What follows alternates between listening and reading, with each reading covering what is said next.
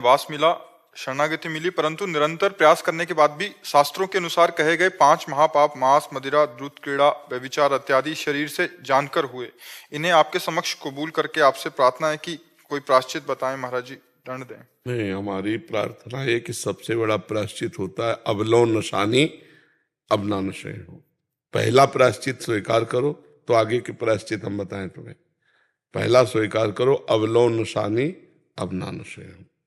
आज तक किया, कसम खाता हूं कि आज के बाद नहीं करूंगा। बोलो। आज के बाद नहीं करूंगा। अभी एक शब्द भूल गए। आज कसम खाता हूँ, आज के बाद नहीं करूंगा। नहीं करूंगा। सर्व पापों का प्रायश्चित पहले एक ये। दूसरा, भगवान से प्रार्थना करो कि भगवान मुझे इतनी सामर्थ्य दो कि मैं एक संत के आगे कसम खाया कभी मैं भूल न कर बैठूं।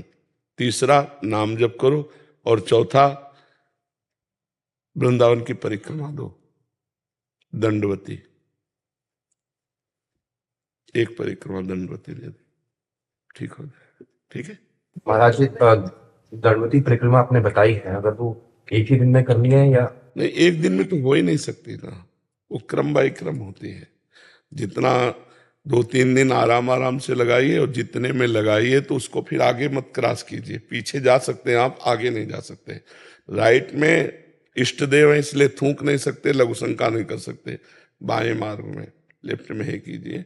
और आगे नहीं जा सकते, पीछे लौट सकते कितना भी। तो ये कम से कम 7-8 दिन की साधना है, एक दिन में थोड़ी हो पाएगी।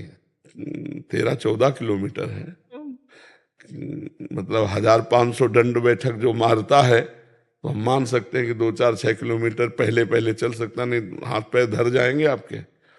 कष्ट वाली साधना है ये, लेट लेट के। तो 7-8-10 दिन लग सकते हैं, आराम आराम से लगा लीजिए। महाराज जी कह रहे हैं कि इनकी धर्मपत्नी का विवाह हो गया, फिर उन्होंने धर्म पत्नी का विवाह हो गया? नहीं, इनका विवाह हो गया, धर्म पत्नी है। हाँ, ऐसे बोले।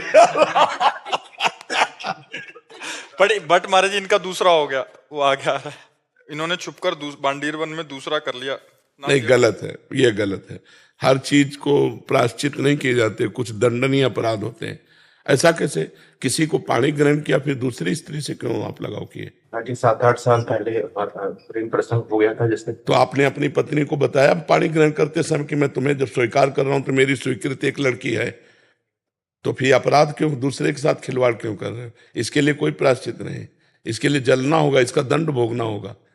अभी हाथ पैर जोड़ करके उसको, जो प्रथम पत्नी है, जो अभी पाणी ग्रहण संस्कार किया है जिसके साथ, उसको पूरा सेवा सत्कार कीजिए, प्यार दीजिए और उससे प्रार्थना कीजिए कि हमारी ये पूर्व की गलती है, इसको सह लीजिए या क्षमा कर दीजिए। ये उसी से होगा, ये हमसे नहीं होगा। महाराज जी अगर ना बता पाए और अगर उसको पता चला फिर, महाराज जी जो अभी दूसरी मेरी पत्नी है वो अभी आध्यात्मिक की ओर चली गई है, निरंतर नाम जप कर रही है, वो भगवान की तरफ लग गई है। अगर उसका हृदय जल गया तुम्हारी इस क्रिया को जान करके या समझ करके, तो उसके लिए कोई प्रायश्चित नहीं, तुम्हें भोगना पड़ेगा समय आने पर। ये कैसा खिलवाड़ किया जाता है जिंदगी में? अगर पहले थी तो पाणी ग्रहण क्यों किया?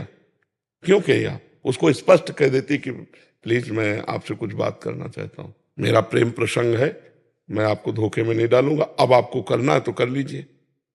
अगर अपनी बात हम कह देते हैं किसी से तो हमें दबने की बात नहीं रहेगी। अब उसको तो आपने स्वीकार कर लिया कि पत्नी रूप में, इसके बाद दूसरे से चरित्रहीनता। अब ठीक हो जाओ यार, नहीं बहुत दुर्गति होगी, बहुत दुर्गति होगी। इन सब आचरणों से कुछ नहीं रखा।